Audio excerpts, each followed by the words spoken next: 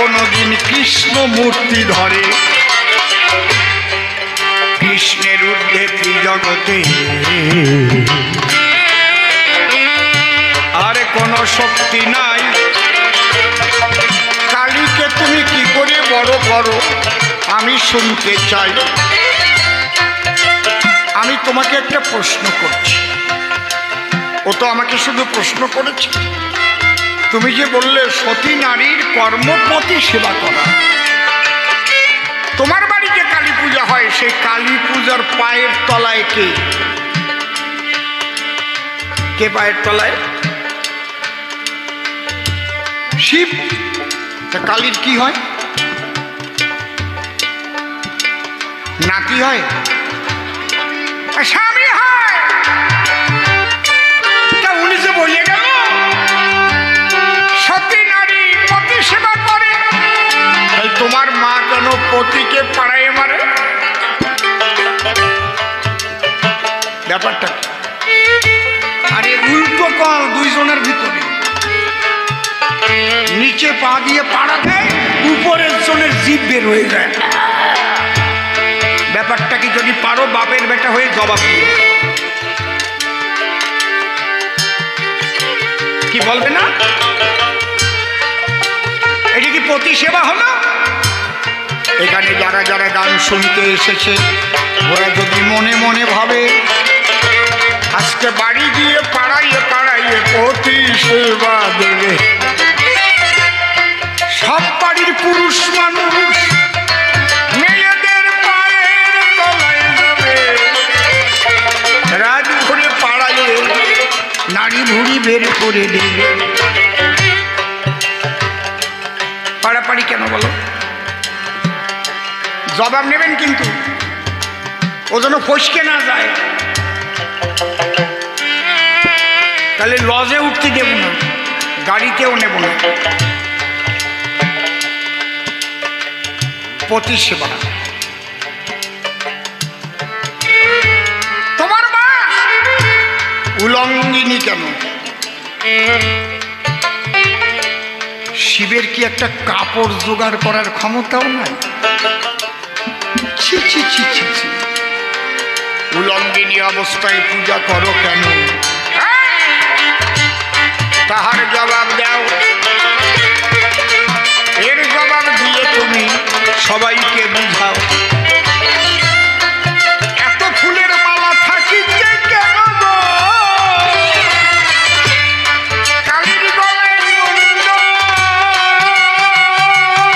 মালা তোলে? এই তত্ত্বটা ব্যাখ্যা করে বলবার সভা বলে। বাবা ও আমাকে প্রশ্ন করবে, আমি চাপান দেব না? আপনারা কি বলেন? আপনারা কি বলেন? দেব না? ছেড়ে দেব? অত সোজা না। তোমাকে কবি গানকে শিখিয়েছে, আজকে দেখা যাবে। হ্যাঁ হ্যাঁ, কায়দা আছে। এই জবাব দেবা। আর এই কালী পুজো দিয়ে তোমরা মদ খাও কেন? মদ খেতেই হবে না? উনি বলছেন মদ না খেলে হবে না, খেতেই হবে। খাও, তোমার টাকা দিয়ে তুমি খাবা, আমার বাপের কি? এইবার শোন, আমি যখন প্রণাম দেইনি তো ওই ব্রাহ্মণ তখন পচে গেছে, রেগে গেছে। কি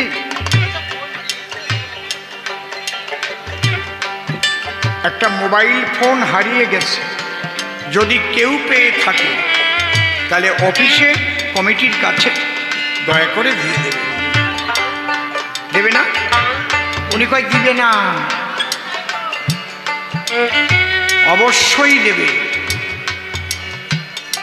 এই জায়গার থেকে মোবাইল হারানো মোবাইল নিয়ে যে বাড়ি যাবে,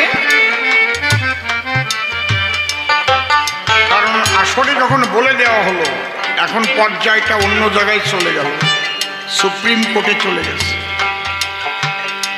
এই মোবাইল নিয়ে যদি বাড়ি যায় ওর অমঙ্গল হবে, কেউ ঠেকাতে পারবে না।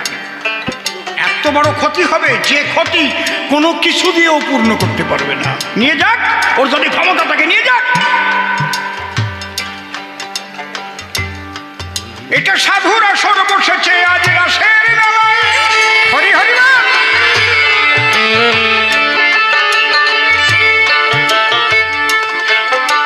এরকম কথা বলতাম না, আপনি বললেন দেবে না, তাই বলতে বাধ্য হলাম। পারবে না ও হজম করতে, ওর দিয়ে দেওয়া উচিত। যদি কেউ পায়, সে তো আর চুরি করেনি, কুড়িয়ে পেয়েছে, তার তো দোষ নেই। দোষ তখন হবে যখন ওটা চুপি চুপি নিয়ে যাবে, শোনার পরেও এখনো তার কোনো দোষ নেই, পেতে পারে। কিন্তু যখন অসীম সরকার বলে দিয়েছে যদি কেহ পান দয়া করে কমিটির কাছে জমা দিয়ে যান। যেখানে ভক্তগণ কৃষ্ণ কথায় আলাপন করে, সেই তো বৃন্দাবন। বৃন্দাবনে এসে অমন কর্ম করে না কোনো জন।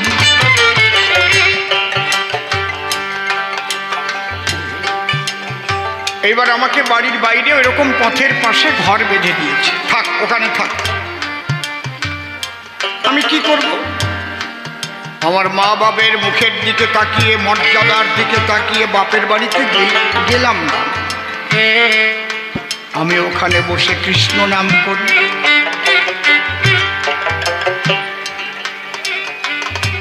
হা গোবিন্দ বলে চোখের জলে ভাসি।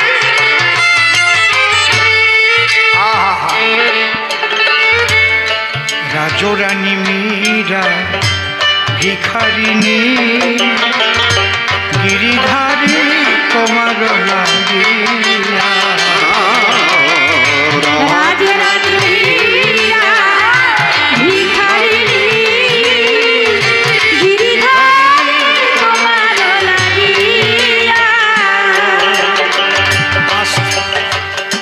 রাজরানী হয়ে এসেছিল, কিন্তু ভিখারিণী হয়ে গেলাম।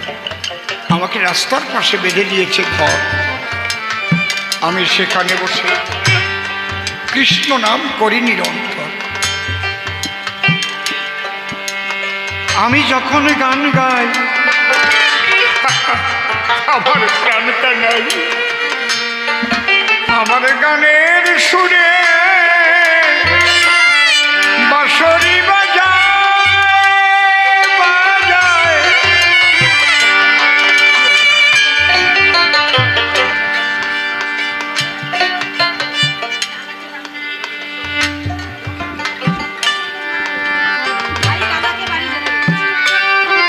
সন্তোষ মণ্ডলের ভাই তালা আছেন রঘুনাথপুরের এখানে। সন্তোষ মণ্ডলের ভাই তালা নামে কেউ আছেন? রঘুনাথপুর বাড়ি।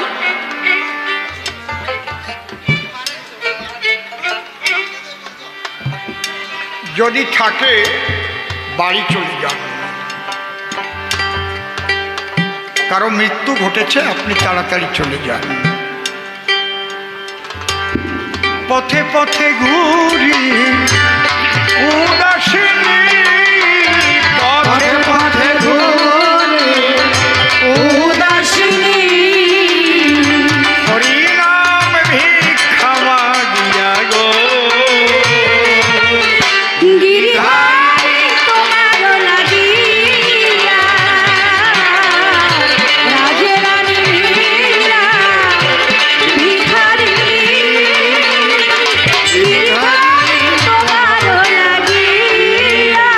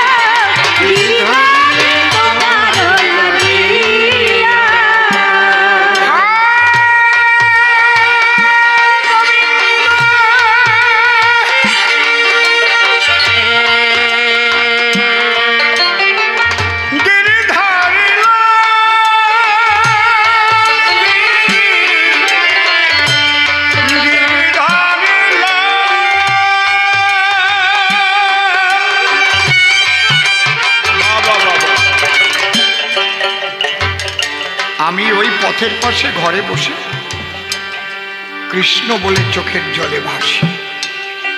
কখনো কখনো আত্মহারা হয়ে যায়। মুসলমান সমাজে যত সম্রাট ভারতবর্ষে হয়েছে, ছোট সবচাইতে সাম্যবাদী এবং সর্বদিক দিয়ে সর্বধর্ম সমন্বয়ে সম্পর্কিত চিন্তাধারা নিয়ে চলতেন। তার নাম সম্রাট আকবর,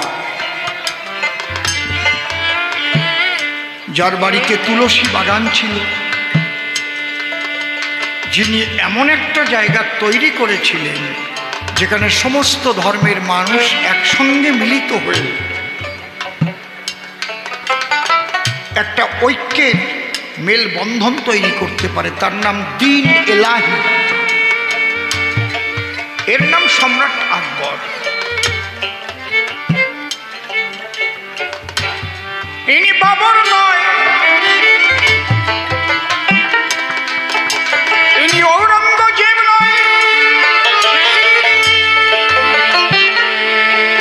যে বৃন্দাবনে গোবিন্দ মন্দিরের উপরে 12.5 মণ ঘিয়ের প্রদীপ জ্বলত সবসময়। আগ্রা থেকে দেখে বললো, ওটা কিসের আলো? বলে, ওটা হিন্দু মন্দির, ভেঙে দাও। এখনো গোবিন্দ মন্দিরের চূড়া ভাঙা আছে, সারে নাই, সেই অবস্থায় পড়ে আছে। বিরাট প্রদীপ, 12.5 মণ ঘি জ্বলত। আর সম্রাট আকবর সবাইকে সাহায্য করত।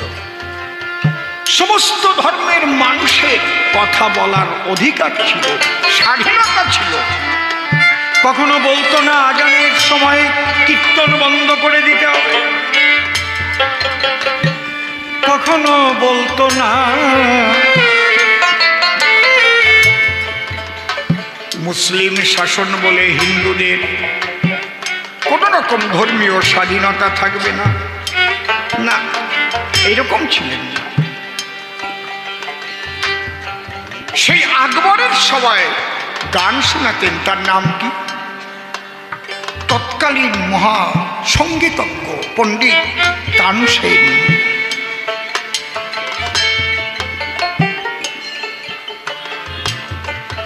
মুসলিম ভাইরা বলে থাকে গান নাকি গুনাহ, আর যদি ভালো বড় বড় ওস্তাদ সব কিন্তু মুসলিম ভাইদের মধ্যে।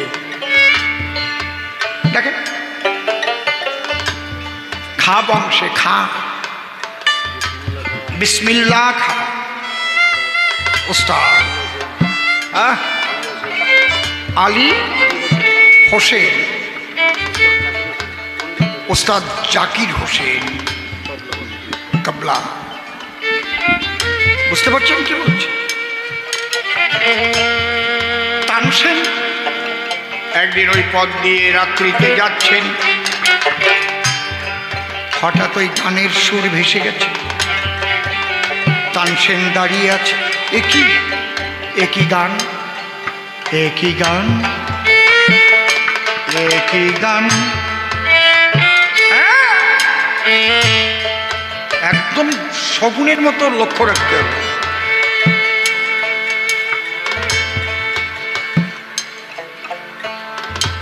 এমন গান তো জীবনে শুনি।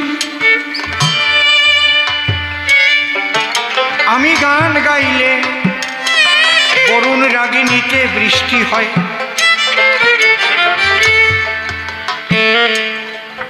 আমি গান গাইলে আগুন ধরে গাছের পাতা পুড়ে যায়। কিন্তু এ কোন গান? পাষাণের হৃদয় বিগলিত হয়, চোখের জলে বারণ ভেসে যায়।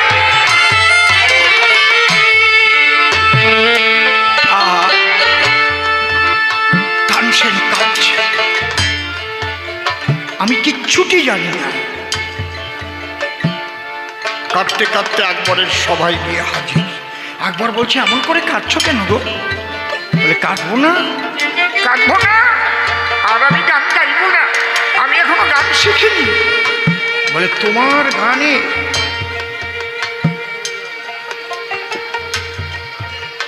ঝরঝর করে বৃষ্টি নামে, আগুন লেগে যায়।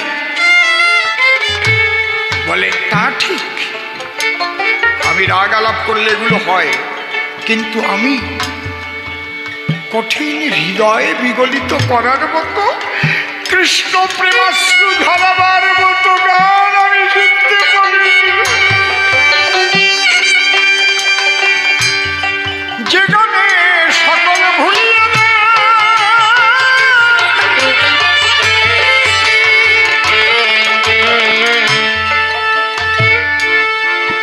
হা কৃষ্ণ বলে কাঁদতে শেখায়।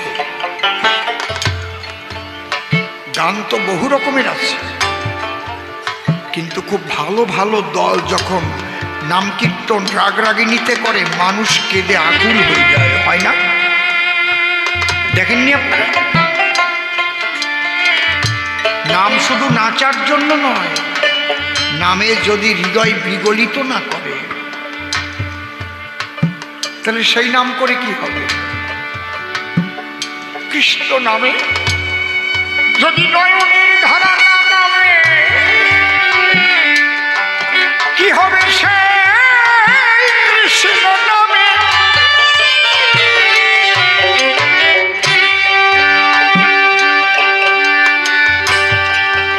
আকবর বলছে কে গেয়েছে সেই গান? বলছে তার নাম মীরাবাই। তুমি একটা কাজ করবে, তাকে নিমন্ত্রণ করে আমার সভায় আনবে, আমি একটু গান শুনব।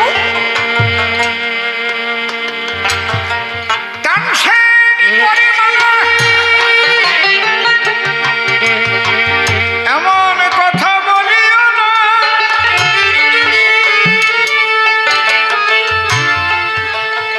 মীরাবাই এই জগতে কাউকে গান শোনাতে গান গায় না, সে গান শোনায়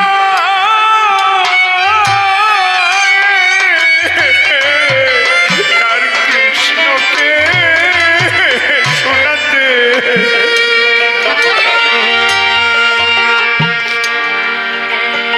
সে গান শোনায় তার গিরিধারী লাল।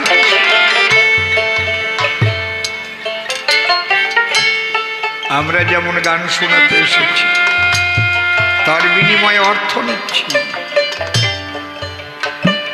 ভালো মন্দের ব্যাপার রয়েছে, কিন্তু যিনি সাধক বা সাধিকা, তিনি যে গান করেন, সে গান তো অন্য কারো শোনার জন্য নয়, সে তার অন্তর দেবতার জন্য সেই গান। হরি হরি বল, হরি বল।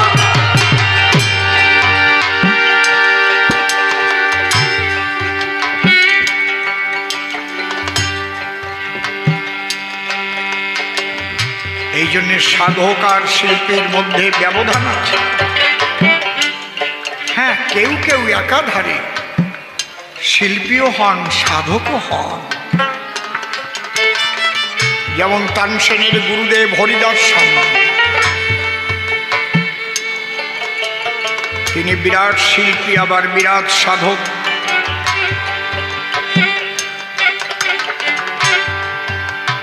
শ্রী শ্রী ঠাকুর ভবা পাগলা ছিলেন কালনায়, তিনি একাধারে বিরাট শিল্পী ছিলেন, আবার একাধারে কালী বলো কৃষ্ণ বলো সবাই তার সঙ্গে কথা বলে।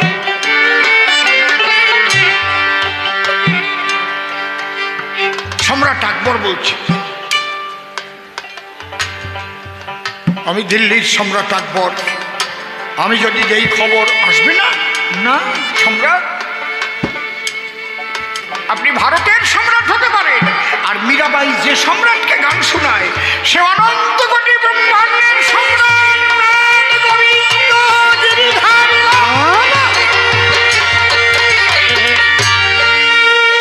ভারতবর্ষ পৃথিবীর একটা দেশ, পৃথিবীর সূর্যের একটা গ্রহ।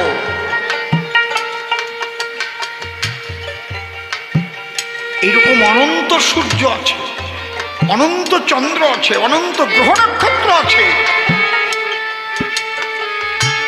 যার অঙ্গুলি হেলনে পরিচালিত হয়, যার আকর্ষণে বিকর্ষণে এই মহাশূন্যের মহালীলা সংগঠিত হচ্ছে, তিনি হচ্ছেন শ্রীকৃষ্ণ।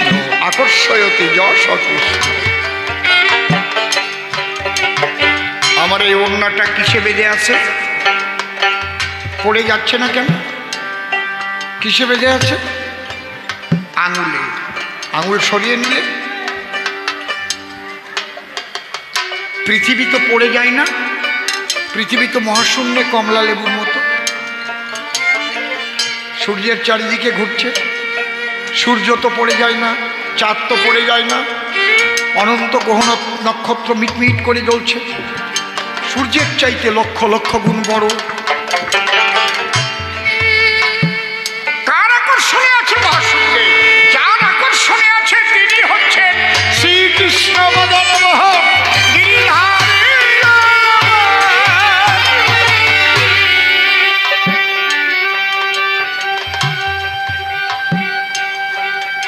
কৃষ্ণ ভজনে কেউ অভিনয় করতে যেও না।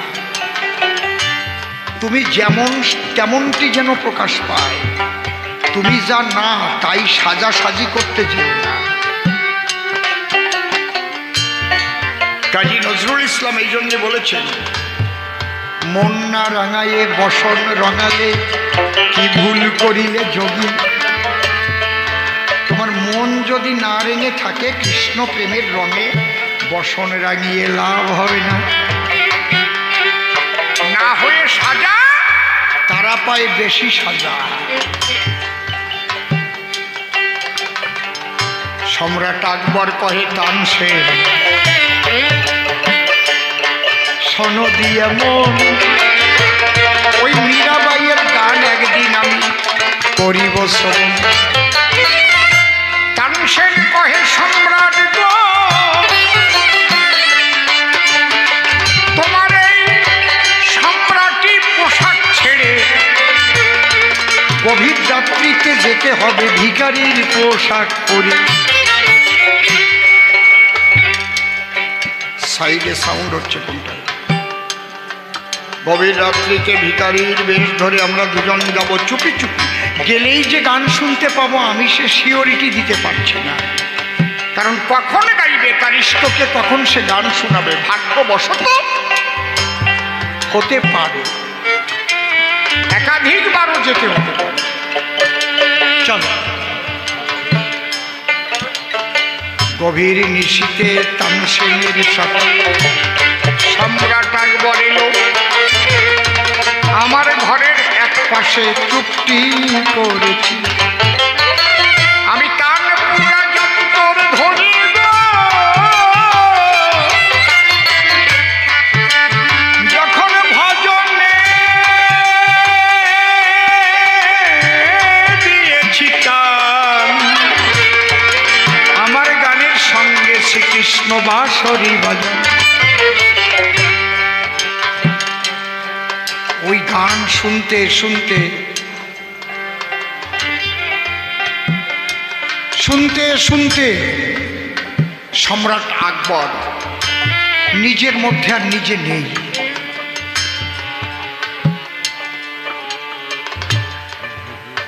হা কৃষ্ণ, হা কৃষ্ণ, হা কৃষ্ণ বলতে বলতে তার গলে যে সোনার মালা ছিল ওই মালা খুলে কৃষ্ণের গলায় দিয়ে গড়াগড়ি করছে।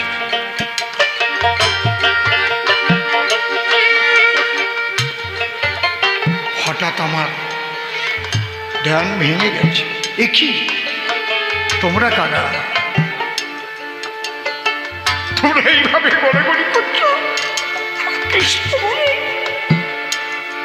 তানসেন বলছে, ইনি ভারতের সম্রাট আকবর আর আমি তানসেন।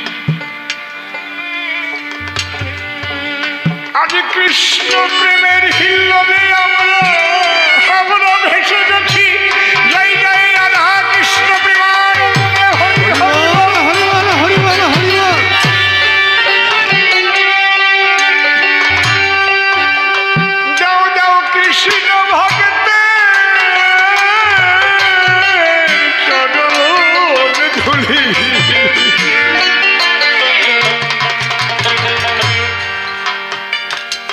ধুলি গায়ে মাখিব, আর কিছু বেঁধে রাখিব। ওই যে মালা দিয়ে ওরা চলে গেল। যদি কৃষ্ণকে কেউ ভালোবেসে মালা দেয়, কৃষ্ণ প্রেমের বাজারে কোনো জাত আছে নাকি? কৃষ্ণকে সবাই ভালোবাসতে পারে, সবাই ভালোবাসতে পারে। হিন্দু, মুসলমান, খ্রিস্টান, বৌদ্ধ, শিখ, জৈন, পার্সি, মনে রাখবেন সবাই মানুষ।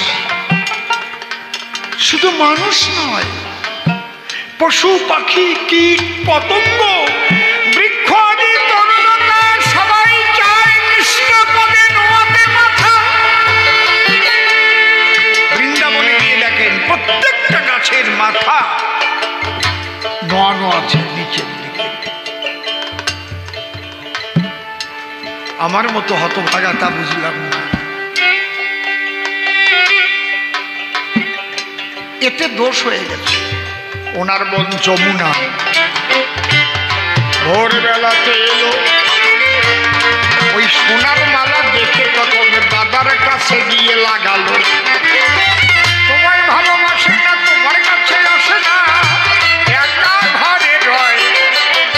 আর ওই মীরার ঘরে মুসলমান আসে আর কথা। দেখো গিয়ে কৃষ্ণের গলায় মুসলমানের গলার হার, নাম লেখা সম্রাট আকবর। দাদা তুমি এগুলো বুঝবে না। কেন, কি হয়েছে? আরে অল্প একটু প্রেম হলে একটু ফুসকে খাওয়ায়, একটু চকলেট খাওয়ায়। প্রেম কাছাকাছি যত গভীর হয়, সোনার হার দেওয়াটা অত সোজা না, বুঝলে? কোন পর্যন্ত চলে গেছে তুমি বুঝলে না। এর চাইতে আমি বেশি বলবো না, কথা দিয়ে না শেষ করে দেওয়া যায়। আজকে যদি এখানে কোনো বাড়ির বউ গান শুনতে আসে, হয়তো নতুন বউ, 2 বছর বিয়ে হয়েছে, স্বামী হয়তো দূরে কাজে গেছে, গান শুনতে এসেছে। এসে হয়তো ওর স্বামীর দূর সম্পর্কে কোনো ভাই তাকে কি বলে, দেবর। দেবর বলে তো নাকি দেওর।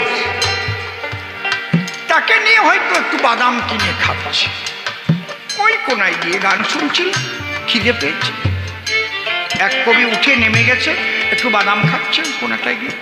একজন যদি ফোন করে বলে, এ সুনীল, কি হয়ে গেছে? তোর বউকে দেখলাম গান শোনার নাম করে না বাদাম কিনে। সুমন্তকে নিয়ে ওই বট গাছে, বলতে ভাল লাগে না এগুলো। বাঁধলো, জম্বের বাঁধা বাঁধলো।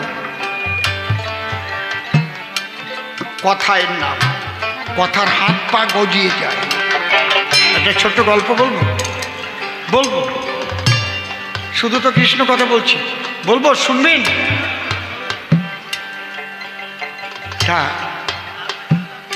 এক রাজা এত সুন্দর করে পায়খানা করেছে।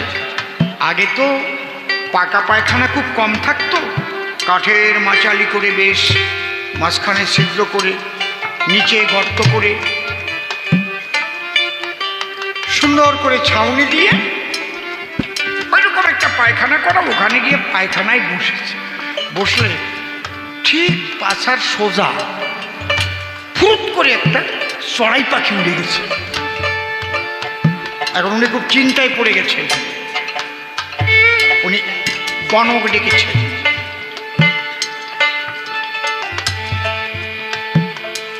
যেমন টিকটিকি কাঁধে পড়লে কি হয়, মাথায় পড়লে কি হয়, বাম দিকে পড়লে কি হয়, পেটে পড়লে কি হয়, পায়ে পড়লে কি হয়, হাতে পড়লে কি হয়, লেখা আছে না?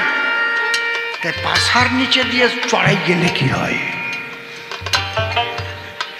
উনি খুব চিন্তাযুক্ত হয়ে পড়েছে।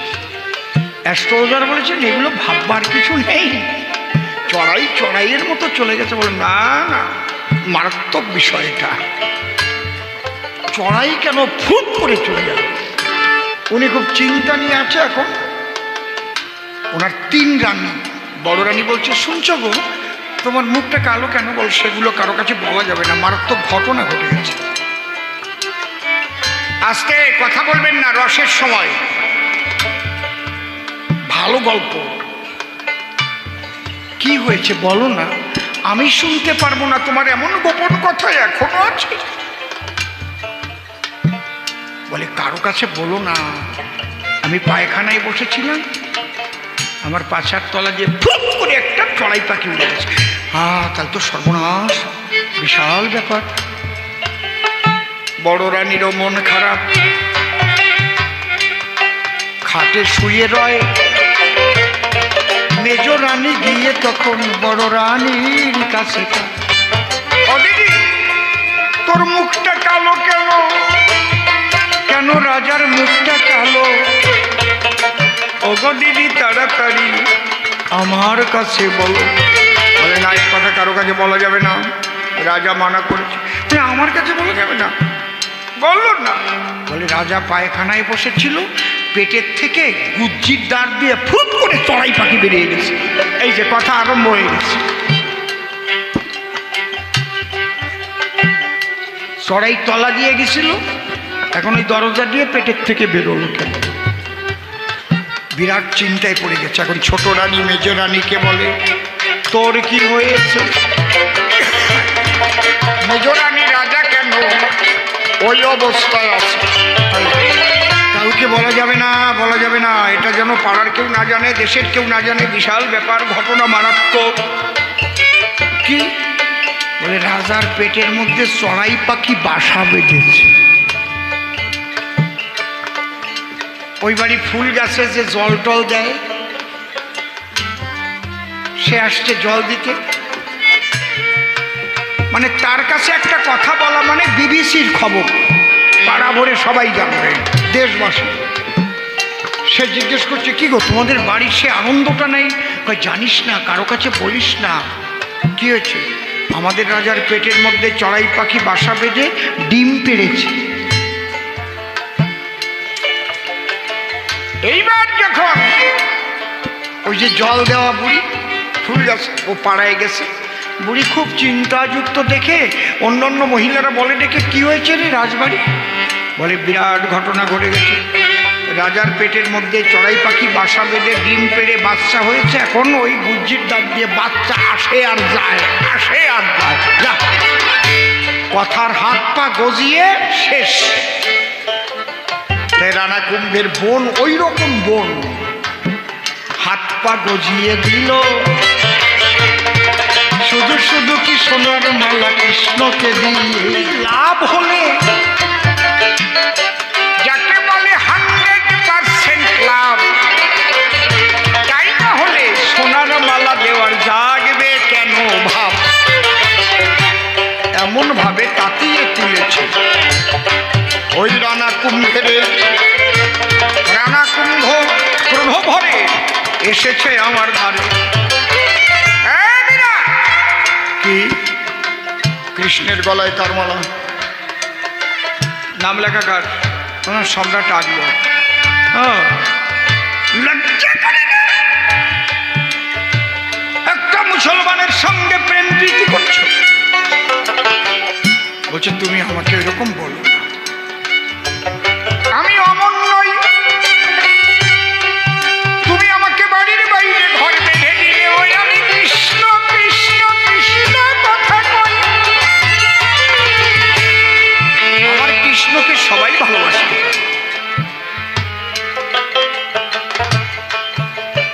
বলে, তোকে আর তোকে শুদ্ধ এই ঘরের মধ্যে আটকে, আর তোকে আর তোর ওই গোবিন্দকে শুদ্ধ কামান দিয়ে পুড়িয়ে মারবে।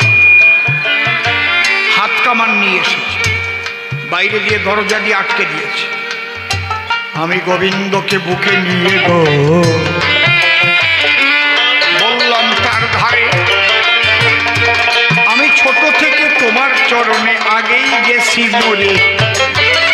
মরার পরে কেন পাবো আমি আর মরণের ভয়? তোমার যা ইচ্ছা করো কৃষ্ণ দয়া গোলাপ ছেড়ে দিল ভাই, সব কিছু পুড়ে গেছে, আমি আর আমার গোবিন্দ পুরি খাই। আমি গোবিন্দকে সঙ্গে করে ছেড়ে তুলব নির্জন। গোবিন্দ বলে আমায় নিয়ে তুই বৃন্দাবনে চল। এর মতো মানুষের কাছে তো থাকা উচিত নয়। ওকে কামান দিয়ে যে আজ পোড়াইয়ে মারতে চায়, যে কারণে আমি গোবিন্দকে নিয়ে বৃন্দাবনে যাব। প্রেমানন্দে বদন ভরে কৃষ্ণ যাব। এমন যদি কোনো নারীর স্বামী তাকে আগুন জেলে পোড়াইয়ে মারতে চায়, সে যেন কৃষ্ণ পদে ন্যায় দিয়ে আশ্রয়। এই জগতের স্বামী থাকে না, তখন সে আসামি হয়ে গেল। আসামিকে ত্যাগ করে স্বামীর পদে আশ্রয় নেওয়া ভালো। সেই স্বামী কৃষ্ণ, জগৎ স্বামী। তাই মনে চিন্তা করি ওই জগৎ স্বামীকে বুকে নিয়ে যাব ব্রজপুরী। এই জন্য বৃন্দাবনে আমি রওনা হয়ে যাই। তুমি আমাকে বাধা দিও না বলি তোমার চাই। যে কয়েকখানা প্রশ্ন আমাকে তুমি করেছিলে দান, আর একটা মাত্র বাকি আছে দেব সমাধান। বললে ত্যাগ ভালো না ভোগ ভালো, বলো দেখি তাই। ত্যাগের চাইতে শান্তি আর কোনো কিছুতে নাই। যে যতটুকু ত্যাগ করতে পারে সে ততটুকু শান্তি পায়। আর ভোগের দ্বারাই দুর্ভোগ বাড়ে, জানিও সব সময়। টাকা থাকিতে আরো টাকা চাই, পরে খাবার অধিকার থাকে না বলি তব ঠাই। ওই অঙ্কের টাকা ব্যাংকে বাড়ে, ডাক্তার বাবু বলে দেয় দুইখানা মাত্র রুটি খাবেন সকাল বেলায়। দুপুর বেলায় এক চামচ ভাত, তার চেয়ে বেশি নয়। কি করবে তোমার ব্যাংকের টাকায় বলো ভাইয়া ভাই? কত দালানে কোঠা, পাকা বাড়ি অন্যায় ভাবে তুমি গড়েছিলে। খাবার অধিকার নাই কিন্তু সব গেল। কত মানুষের প্রাণে ব্যথা দিয়েছ, করেছ কত জালিয়াতি চুরি। এইভাবে তুমি গুছিয়েছ টাকা ভুরি ভুরি। ভেবে দেখো ওই টাকায় শান্তি মেলে না বটে। পেটের ব্যথা উঠলে টাকা সেটে ধরো তোমার পেটে, কাজ হবে না। ওই টাকায় অন্তরে করো ধারণা, দেহে সুগার হয়ে গেলে একবার খাওয়া তো যাবে না। এই জন্য ত্যাগের চেয়ে শ্রেষ্ঠ জিনিস নাই। ত্যাগ করেছিল লালা বাবু তোমার জানাই। যারা ত্যাগী হতে পারে গোবিন্দের এই জগতে তারা পায়। পরিষ্কার ভাবে বলে গেলাম বাড়াই সভায়। দেখি এরপরে এসে রসাভাসে কোন কথা বলে, আর কোন ভাবের ভাবধারা সে উঠাইয়ে তোলে। আমি একা একা বলতেই বায়ার যাব কতক্ষণ, দেখি কি করে বড় করে ওই মা কালীর